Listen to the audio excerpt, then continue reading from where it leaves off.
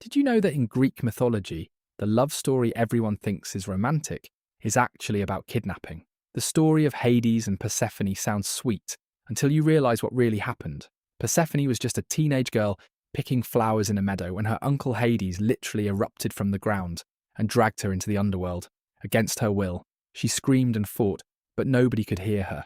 Hades kept her trapped in his dark kingdom, refusing to let her go home. Meanwhile, her mother Demeter was going absolutely insane looking for her daughter.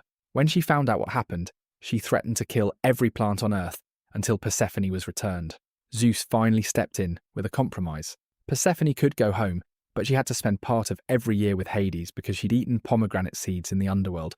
This wasn't a love story. This was Stockholm Syndrome with a seasonal schedule. And somehow we still teach kids that this kidnapping created the changing seasons. The Greeks really said forced marriage equals romance.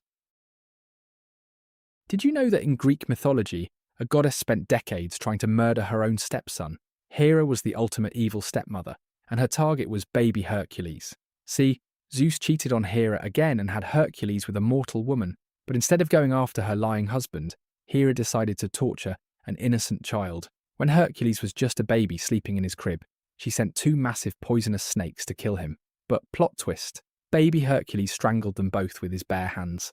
That was just the beginning. Years later, Hera drove Hercules completely insane. In his madness, he murdered his own wife and children. The guilt nearly destroyed him. Then came his famous 12 labours. Every single task, Hera made sure to add extra monsters and deadly traps. She wanted him dead. For his entire life, she sabotaged every heroic deed he tried to accomplish, sending assassins, cursing his friends, turning allies against him, all because she couldn't handle the fact that her husband was a serial cheater, so she took it out on his kids instead. Talk about misdirected anger. Did you know that in Greek mythology, a father ate 5 of his own children alive? His name was Kronos, king of the Titans. After overthrowing his own father, Kronos received a terrifying prophecy. One of his children would do the same to him. So Kronos came up with the most twisted solution imaginable. Every time his wife Rhea gave birth, he would snatch the baby and swallow it whole. First went Hestia, then Demeter, then Hera, then Hades, then Poseidon. 5 children devoured by their own father. But when Zeus was born, Rhea had enough. She wrapped a rock in baby clothes and handed it to Kronos. He swallowed it without even looking. Meanwhile, baby Zeus was hidden away on a distant island. Years later, Zeus returned as a grown god. He forced Kronos to vomit up all his siblings, who were somehow still alive inside their father's stomach. Then Zeus did exactly what the prophecy predicted. He overthrew Kronos and banished him forever. The ultimate irony? Kronos caused the very future he tried to prevent. If he had just been a normal father, Zeus might never have rebelled at all. Did you know that in Greek mythology, Hercules was killed by a dead centaur's revenge plan? This is the story of Nessus, the most twisted villain in all of Greek myth. When Hercules was travelling with his wife, Deianira, they came to a river where Nessus offered to carry her across. But halfway through, the disgusting centaur tried to assault her. Hercules shot him with a poison arrow, and as Nessus lay dying, he hatched the perfect revenge. He told Deianira to collect his blood, claiming it was a magical love potion that would keep Hercules faithful forever. She believed him. Years later, when Deianira suspected Hercules was cheating, she remembered the centaur's words. She soaked a beautiful shirt in Nessus's blood and sent it to her husband as a gift. The moment Hercules put it on, the poison began eating through his skin like acid. The shirt fused to his flesh and couldn't be removed. The pain was so unbearable that the strongest man who ever lived chose to throw himself on a funeral pyre rather than endure it. Nessus had destroyed Hercules from beyond the grave, using nothing but lies and manipulation. Did you know that in Greek mythology, a man was granted immortality, but it became the worst curse imaginable? His name was Tithonus, a mortal prince so beautiful that Eos, the goddess of dawn, fell madly in love with him. Every morning she would rise to bring light to the world, but all she could think about was her mortal lover, who would eventually die. So Eos begged Zeus for the ultimate gift: make Tithonus immortal, so they could be together forever. Zeus agreed, but here's the thing about dealing with gods, they're incredibly literal. Eos forgot to ask for one crucial detail: eternal youth. Tithonus became immortal, but he kept aging, and aging, and aging. His hair turned white, his skin became paper thin, his body shrank and withered. But he couldn't die. For centuries he lived as a decrepit, ancient shell of a man, unable to move, barely able to speak, suffering endlessly. Eventually, Even Eos couldn't bear to watch anymore. Out of pity, she transformed him into a grasshopper. So remember, when making deals with gods, always read the fine print. Did you know that in Greek mythology, there was a man who literally chained up death itself? His name was Sisyphus, and he was the ultimate con artist. This guy was so cunning that when death came for him, he actually convinced death to show him how the chains worked. Then he chained death up instead. Suddenly nobody could die. Warriors kept fighting with fatal wounds. Old people couldn't pass on. The entire world was breaking. Ares, the god of war, was furious because battles became pointless. He freed death and killed Sisyphus immediately. But even in the underworld, Sisyphus wasn't done scheming. He told Persephone that his wife didn't give him a proper burial, so he needed to go back and fix it. She actually believed him and let him return to life. Of course, once he was back, he refused to return to the underworld. When the gods finally dragged him back, they were absolutely done with his tricks. His punishment? Rolling a massive boulder up a mountain for eternity. Every time he reaches the top, it rolls back down. The gods couldn't handle being outsmarted by a mortal.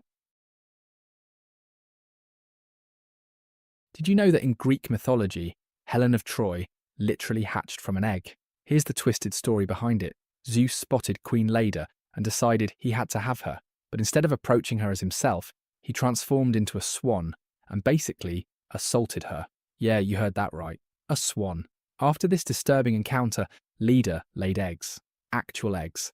And from those eggs hatched Helen of Troy, along with her siblings. But here's where it gets even weirder. Nobody knew if Helen's real father was Zeus the swan or Leda's human husband, who she was also with around the same time. This paternity confusion didn't matter much until Helen grew up to become the most beautiful woman in the world. Her beauty sparked the Trojan War when she ran off with Paris, leading to 10 years of bloodshed and the destruction of an entire city. So basically, Zeus couldn't control himself around a mortal queen, decided to become a bird to get what he wanted, and his actions eventually caused one of the most devastating wars in mythology. Classic Zeus behaviour. Did you know that in Greek mythology, a mother once bragged about her children and got them all murdered by the gods? Meet Niobe, Queen of Thebes. She had 14 beautiful children and couldn't keep her mouth shut about it. One day she made the worst mistake of her life. She started bragging that she was better than the goddess Leto because she had 14 kids, while Leto only had 2.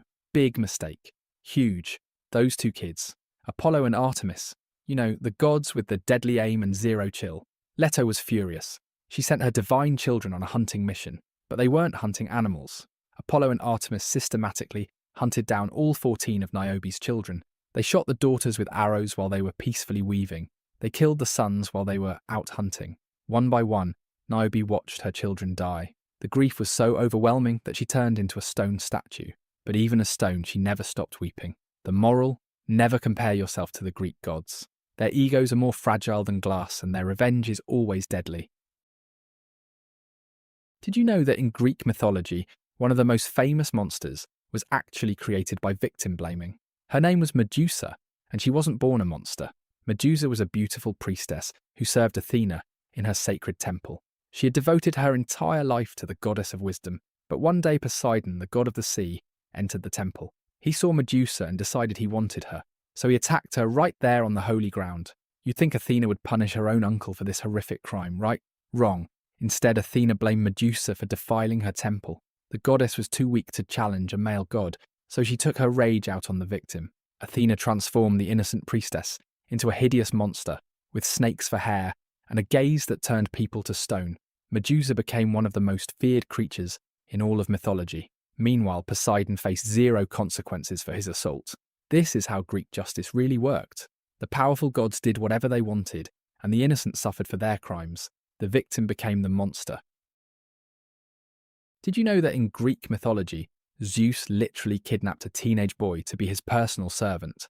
His name was Ganymede, and he was the most beautiful shepherd in all of Troy. One day, while Ganymede was tending his flock on Mount Ida, Zeus spotted him from the heavens. The king of the gods became completely obsessed, but Zeus couldn't just walk up and ask the boy out. So he did what any normal god would do. He transformed into a giant eagle, swooped down, and kidnapped Ganymede right off the mountain. Zeus flew the terrified boy all the way to Mount Olympus, where he forced him to become his cupbearer and personal companion. To make things even more twisted, Zeus actually paid off Ganymede's father. He sent him a herd of magical horses as compensation for stealing his son. Hera was absolutely furious about her husband's new obsession, but there was nothing she could do. Eventually, Zeus turned Ganymede into the constellation Aquarius, trapping him in the stars forever, and somehow the ancient Greeks thought this was a beautiful love story.